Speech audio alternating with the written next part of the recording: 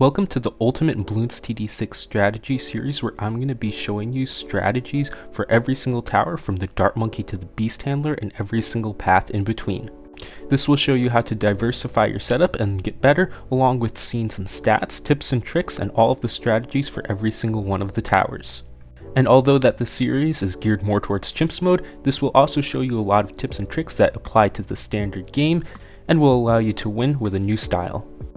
So it's time for the Absolute Zero. This is a very interesting tower. It comes along with the Snowstorm and the Arctic Wind, two very strong towers that you've probably seen a lot of before. And let's get right into it. So the Arctic Wind is a ceramic support tower. Very useful, very simple. Snowstorm does a lot of things. It does ceramic support, Moab, stall support, and burst damage control. We'll take a look at that later. But then the Absolute Zero does just the same thing. It's just that the stats are increased and it's a bit more expensive. This doesn't mean it's bad. We'll check out a bunch of uses for it later, and it's a really cool tower too. So now let's take a look at the stats. So the Arctic Wind basically just has a lot of pierce. It can stop a lot of balloons very well. Add some crosspaths to that and you're going to actually be able to do quite a lot with it.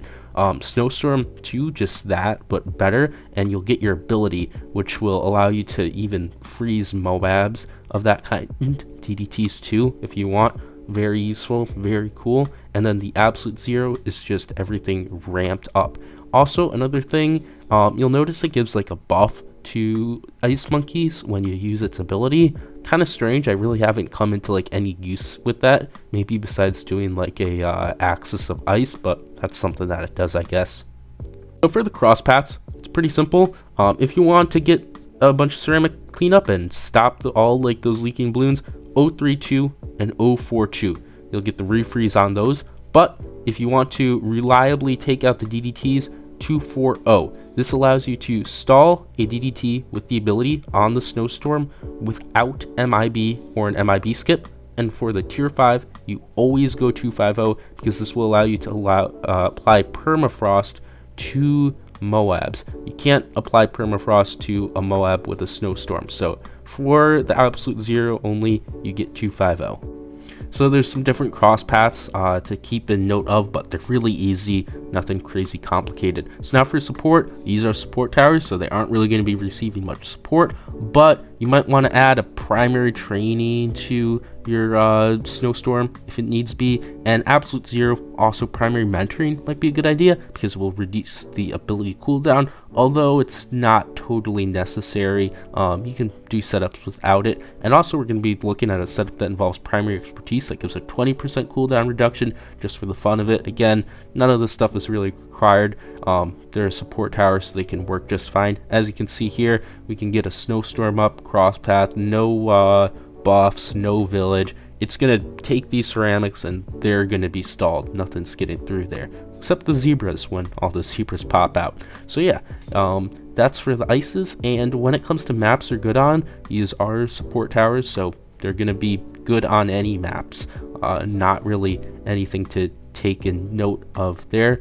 Support towers, they are doing the supporting. And also another cool thing, as you can see here, the middle path, all 3 tiers have the ability to make land on water. This is something that creates many bugs and Ninja Kiwi totally hates, but it's something that you definitely can take advantage of to beat some harder maps, or maybe allow you to do a strategy on a map that would have a lot of water that you wouldn't be able to do before. I'm looking at you, Flood Valley specifically. So let's take a look at these objectives. That's a lot of objectives. So we're going to be taking a look at Absolute Zero as late game support, Arctic Wind as ceramic cleanup, Snowstorm as support, and then burst damage control and ice platforming. So let's take a look at this first example. It's going to be on Dark Castle, and I will be using the Adora and some avatars, and then throwing in an Absolute Zero at the end to give me some support, and pairing it with a primary expertise too.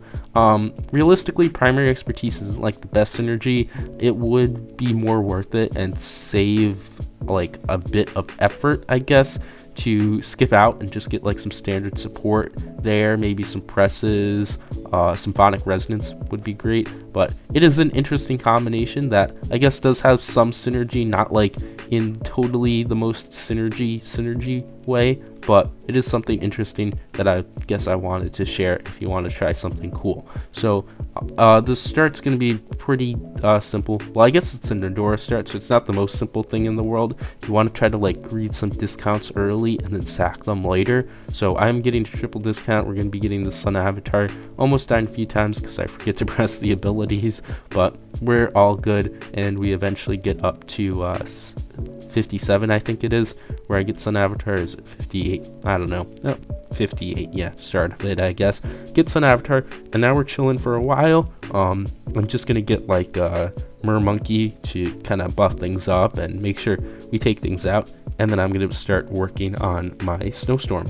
So the Snowstorm is most like synonymous with dealing with large amounts of super ceramics in the late game, but it also can have some use in the mid game too, as you'll see. Not really as much, because the Bloons, well, the ceramics in the mid game, they'll pop into many children, and that will pierce cap things, but its ability will come in a lot of clutch. You can use it to really stop things, and the radius will slow some Bloons down. So 76 was dealt with just fine, but you'll notice on 78 I'm gonna use this ability to make sure we win. So they're gonna like come in, and we're just gonna hit the ability, and we're gonna be chilling like I should have done there. I use it on the second wave because I kind of realized I'll need that, and it would be a good showcase too, especially those camos. They can hurt because I'm only relying on that one thing. So right there, as you can see, use the ability, everything's taken care of, no issue. Those might have leaked through if I hadn't. Anyways, I'm gonna able to get that absolute zero, and now this will be way better. So basically what it can do over the Snowstorm is that with the 250, it allows you to slow down the Bloons, well, I guess the Moabs that were affected by 25% after the ability is done. Cooldown is reduced by a lot, the range is increased, so this thing's just going to stop ceramics no matter what. They're not going anywhere, so you might as well forget. As long as you have the Pierce on your damage towers, you just need to deal with the Moabs. Very cool. And basically you can just spam this ability, and it will be able to really slow stuff down. I get primary expertise there. Again, you really don't have to go that route, but it is pretty fun. Now I'm just gonna get some extra support and finish off this Adora setup, trying to get Adora and the Sun Avatar to deal a lot of damage and take everything out. So now there's one thing that I guess I'll mention here that I haven't mentioned yet, and that is that a lot of towers, they cannot attack Bloons while they're frozen, and it's not really that good of an idea to maybe get an Arctic Wind to deal with ceramics if the projectiles are going to be blocked by the frozen status. And if that's the case, if you need if your strategy needs some ceramic cleanup, you have a bunch of other options that are going to work very well. You do like Druid of the Storm. Druid of the Storm really works best for spike factories, but Bloon Impact's also a really good idea. Downdraft, you can do that if you want to do a little bit of micro. So yeah, just keep that in mind. You might have to be dealing with that, either that or you're gonna have to like get MIB, which a lot of times just spend money on a Bloon Impact if you aren't gonna be forced to get an MIB for the DDTs anyways. So we're doing pretty good. Just doing a lot of damage, spamming the ability. As you can see, they're like completely immobilized for a bit, and then after they get slowed down a lot. So pretty neat. It's kind of like a weird mix between the Icicle Impale and the Snowstorm, I guess. Does a bit of everything, and it's also actually relatively cheap, only 20k for the upgrade, plus the Snowstorm, which is also a great tower. So 98, as you can see here, we're slowing everything down. I'm gonna sack for level 20 Dora and slow down again, and let's just shred everything with the Dora and the Sun Avatar while everything's super slow. Very nice, very cool. Around 99 too, you can see the DDT slow in action. Very nice. Just pop the ability on the DDTs and they are pretty much done, because they're gonna stop moving, and the speed is their advantage. So once you stop them with the absolute zero, they're done. And round 100, just to finish off the strategy damage wise, get a first strike and everything's done. So now take a quick look at the ice platform. So a lot of times, like say for this map, if I even am going to be using damage towers based on like water, it's still very good to have land to be able to buy like villages and your support. Actually not very good, it's pretty much mandatory if you're going to be doing like harder maps and stuff. So you want to get all of this stuff in at some point, and not just being able to like buy villages and alks in the mid game can hurt a lot. So you typically want to do this in the 40s before we're going to be getting like rushed with Moabs and constant lines of ceramics. So we'll get that ice somewhere in here, as you can see I'm about to do. Don't want to get it before round 40 because you need to worry about that first Moab, but when we get that big break from 41 all the way up to 49, we're free to really build our ice platform and do a lot better. This is typically because like strategies where this is going to be used, Moabs are going to be the issue. So now, as you can see, I have a break, everything's nice and easy. You can do that, get that village in. Unfortunately, I really for this example, I really did an awful placement. So typically you would place things so you can get your village, alk, and then support kind of in the front. Maybe not like shove all of your water towers in the front, but anyways, that just kind of gets the point across when you would buy this Arctic Wind to be able to get your village and alkin for the mid game. And now burst damage. This is kind of more of an advanced thing. So a lot of times if you're using like mine stacks and stuff, you might see that where you use your mine stack, a ton of damage, maybe like a ground zero, and you get this giant rush of Moabs. You could also do this with Conch, you might see that, but this is where Snowstorm comes in. When all of these rushes come in, you hit the ability and everything's immobilized.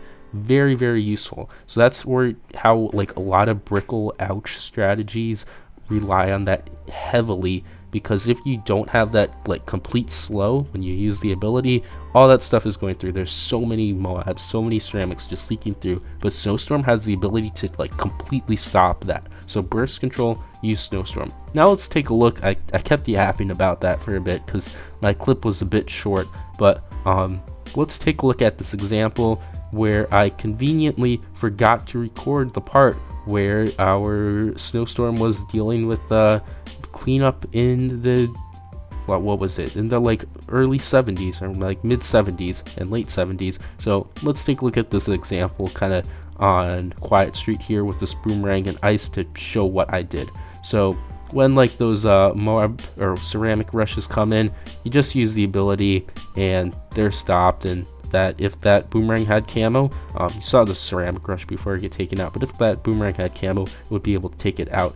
And then also I showed kind of noting how you might need like a MIB skip or MIB in order to get some other towers that have typically sharp projectiles to do that. So here I have that. I'm going to be getting attack zone in the strategy to round things off, so I need to make sure I have my embrittlement there. That's going to be the MIB skip that I need, and we should be good there. But in the mid game for this run, that Snowstorm was doing a lot, being able to help with like ceramics and all that stuff that I was trying to leak by around 78, 76. That was great. And now let's take a look at the role of this guy in the late game too, because he's also going to be doing a lot in late game. So I'm just ramping up my Moab damage, and in this particular strategy that I'm running, I don't really have a lot of ceramic cleanup. So you can see ceramics are getting by and they're not getting popped, but luckily if you look carefully, that Snowstorm is making sure they don't go by, which is very nice. Oben's Wall of Trees back there just to make sure nothing leaks by. But if we didn't have that, that wall of tree would just get overrun, popped, and stuff would go by. So that Snowstorm was making sure it didn't happen, and there we go. With that ceramic cleanup, we were able to win with the strategy. So you sometimes might have the damage, but you don't have the cleanup. So if you need some help with that, Snowstorm might be the person to call. Anyways, that's all, and bye. Thanks for watching. If you want to help out the channel, you can check out these new videos, like and subscribe for more content, support the channel by becoming a member, and joining the Discord to chat with the community. Bye!